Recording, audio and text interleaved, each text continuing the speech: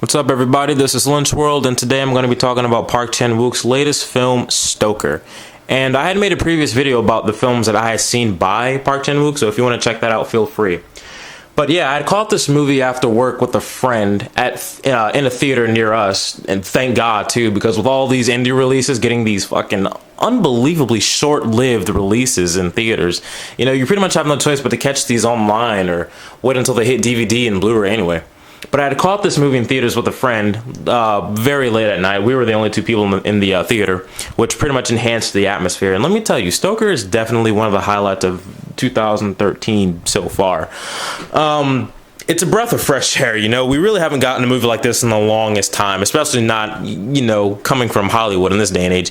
It's a breath of fresh air. It's well crafted, well directed, visually fucking unbelievably visually beautiful. There are some jaw-dropping moments in this movie where it's like Park Chan Wook has this third eye for some very innovative, very unbelievably fantastic visuals that I really can't put into words. It's something that you really have to see for yourself. It's a well-made film. It's a great, I wouldn't say great mystery film, but it's a very, very good mystery film. One that does enough to not really make itself seem predictable. One that you really can't guess what's going to happen next. So it did what a mystery should do. It has a gothic sense to it, and has a Hitchcockian sense to it as well, especially since Park Chan Wook himself is a huge fan of Hitchcock, so that's something to be expected. But, I was watching this movie in theaters and I was thinking, this is really good. But when I walked out and I started thinking about it in comparison to all of his other films, it kind of falls short, in my opinion. I'm watching the movie and I'm enjoying it, but when I get out of it, I look back and I'm like, there are some things that could have been tweaked, some things that could have been done differently, could have been written differently, and I can't really hold Park Chan Wook at fault for this because the guy didn't even write the movie. But yeah, there are just some things that could have been done differently. One of them being the climax. I'm not going to go into detail about the climax, but the thing about the climax is that while it was not something I could predict, and while it wasn't something wildly original, and I'm not trying to hold the movie at fault here because what is original nowadays? But while it was something that it was good enough to, it was good material. It was good enough. I just felt that the way how it was revealed, it could have been done differently, While I couldn't think of an example off the top of my head, I felt like I had seen something like this from another movie of some sort. Do you know what I mean? It just felt like a twist that's kind of ran its course a bit.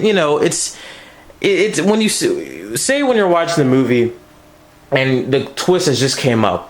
Instantly, your reaction is, "Oh wow, well, that kind of sucks." But after you leave the movie, you think about it, and you're like, the twist was cool, but I just, I would have been fine with something different, or I would have been fine with the twist being revealed or done in another way. It's one of those situations, and it's nothing to really complain about, but it's just something that I really wish was done differently.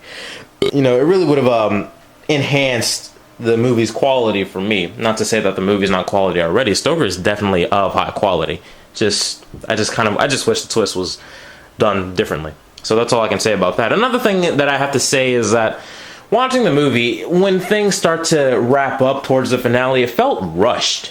And for anyone else who's seen the movie, I don't know if you agree, but when the mystery started to come to an end and tensions between all of the characters started to rise, I feel like it all happened too quickly because the tension's rising here, and then all of a sudden they're here, shit's going down, and it's like, well, the movie could have at least used some more time to build all that tension up, because what is tension if you're not building it up? It just explodes on the screen instantly, and it's effective, but it just doesn't have that punch. It's like the bigger it builds, and the more it's gonna let out, and the more of a impact it's gonna leave. But that's one thing. That's just one thing right there. Another thing that I also felt was pretty disappointing was that the fact that I'm going to use this as an example. There is a moment where I'll just say Uncle Charlie saves the main character, who is played by Mia Wachowski. I can't remember her last name, but just basically she is saved by her Uncle Charlie. And then after that event, she goes home and then she realizes this She has this. She realizes that there's something about her, and you know, this is the first time we discovered this about her too. And it was a very surprising revelation about the main character. But the thing is that the movie didn't really do much to explore it. It wasn't really brought up again until the very, very end of the movie anyway, which I found really, really disappointing. We view this main character as this quiet, gothic-ish looking girl, and then when this character arc at this point in the movie where I said she gets saved by her uncle, when by that point in the movie, you know, it shifts her character arc. You know, she's someone else who we never knew. She's something that we never knew. You know, she has this deep down. There's this person who she never revealed, and you know, given that, it's like it could have been explored. It could have been thoroughly explored. It could have added something to the story. Could have added something to her character development, but you know, it was just left alone up until the very end of the movie, and I found that pretty disappointing as well. But aside from those, the movie, I felt the movie was was very, very good. Nicole Kidman's performance was decent. Really can't complain. Same with the main character. Her performance was decent as well. And I don't know about you guys, but I thought she was cute in a very, very weird way. But that's just me. Matthew Good, the man who played Uncle Charlie, his performance was decent as well. I can't really complain. I haven't really seen him in, I don't know if have I seen him in something? I'm not too sure. He looks familiar, but I don't know. But yeah, the performances throughout the film, they were fine, except for the only performances that I think I have to complain about are the bullies in the film. And this, if you've seen the trailer, I'm pretty sure you know what I'm talking about. These bullies were written in quite possibly the most cliched way you could ever write a bully in modern day, in today's modern age. You know, I know this is like the standard way to write a bully. You know, if you're not really aiming to flesh out a bully, you can just pretty much write them the same old stereotypical way. But to be honest, it's really getting old. It felt a little cringeworthy, to be honest, when I was watching them bully the main character, because these guys, I don't know about you guys, but do bullies really still act like this? Bullying is bullying, I get that, but it's in this movie, it's the most cliched, stereotypical bullying we have seen in every single movie, and in every single fucking movie where there is bullying. Why is it that just for some reason there is never a teacher present when the bullying goes on? Do you know what I mean? I mean, not necessarily a teacher, but nobody. These people just so happen to find the victim at the right moment. Why? I don't know. It just felt, the bullying just felt very cliched, very tired, and I can't complain too much about it, but you know, it's just been I guarantee that had it been written in a non-cliched manner, if these bullies were more believable and not laughable, you know, I could have taken it a little bit more serious in that regard. Another thing is that the bullies came off as a little too forced. You know, they seemed forced to me. Like I said before, a bully is a bully. But the way how they bullied this girl, man, it's like these guys were literally on the edge of literally trying to beat her ass. You know what I mean? And I'm not saying male bullies don't physically abuse, you know, female targets and victims, but I don't know. It's just something that I felt was way too forced. Hardcore bullies trying way too hard to be hardcore. All in all, I felt that the bully scenes were cliched, you know, stale. Not stale, but just, you know, they could have been written much better. The performances from them anyway weren't really all that, but you know, these aren't big actors, so I can't really say I was expecting too much. But aside from my complaints in that regard, the film is very, very, very good. Let me talk to you about the visuals for a second. Park Chan Wook takes the film and he adds this gothic look to it. You know, it has that dark, you know, dark humanistic presence all around it. It feels gothic, you know, and the visuals themselves, it's just, they're fucking mind-blowing. Let me tell you one instance where my jaw literally dropped. There is a scene where the main character starts brushing her mother, Nicole Kidman's character. She starts brushing her hair, And as the brush runs down, you know, the strands of her hair slowly fades into this green color and starts to, you know, it seems endless. And then the next thing you know, we are in this green grassy field where these tall strands of grass and plants, you know, they're just as accurate and proportional as, you know, her hair as well. And it's like, it's a seamless transition. And goddamn, did my fucking jaw hit the ground, let me tell you. It was good stuff.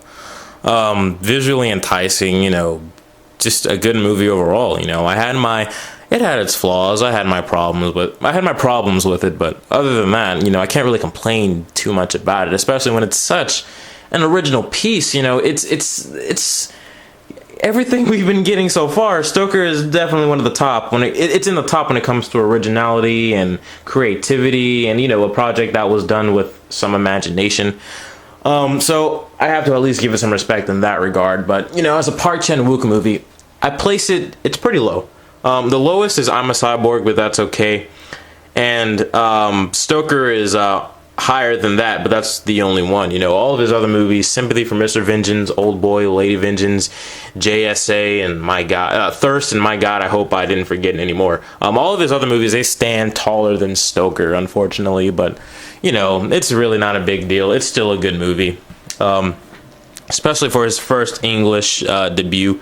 So can't really get too mad at him in that regard, especially since he didn't write the movie. But I'm definitely looking forward to whatever he has coming in the future. I had read somewhere that he wants to do a Western. I don't know if this is right, because this is just what somebody had said over the internet, so I can't really say that, you know, that this is a believable source, but yeah, if he wants to do a Western, you know, I'm down for that. Westerns need Jesus, what can I say? Westerns need a revival in this day and age, you know. They're pretty scarce now, or it feels like that to me.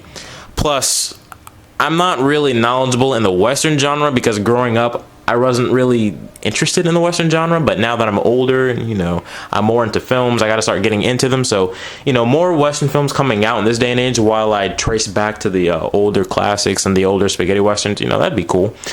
But aside from that, man, yeah, that's pretty much it. Stoker is a fantastic movie. I highly recommend it. Although, if you are a huge Park Chan Wook fan, I'd say keep your expectations a little low. I mean, I know the man has made some fantastic movies, and you know, there are people who think Stoker is fantastic, but it's, in my opinion, it just doesn't really stand tall against his other films. So just to play it safe, please keep your expectations down, and things should be fine. But in other news, I had seen another movie in theaters, which surprised me because it's really good. This is a remake of some sort. Some people say it's not a remake, some people do, but fuck it, it's a remake. And I had seen this movie and I was like, wow, that was really, really, really good. It does what a remake should. It takes the basis of the material from the original, but uses just enough of it to give its respects to the original, and then does its own thing, kind of like John Carpenter's The Thing, pretty much. I'm not saying this remake is on the level of that, but the remake that I'm talking about is Evil Dead, and I will get to this in another video, so stay tuned. But other than that, thanks for watching. This has been a Lynch World video. Subscribe for more videos, etc., etc. I just noticed, you know, a lot of the videos that I do have been revolving around horror movies. Always in my videos, I always put I review anything foreign, new, old, shitty, good, etc. Yet everything I've done so far has been revolving around horror movies. You know, no, give me some time. I'm gonna branch out. It's just everything that I felt like reviewing has just ironically been a horror movie. But yeah, I'll get to some different stuff, some foreign stuff, some you know, whatever. I have plans on making a video about Gaspar Noé, the extreme French director, and, you know, all these other directors. So, you know, I have some stuff up my sleeves, but, you know, just subscribe for more videos. Thanks for watching. This is a Lynch World video, so stay tuned.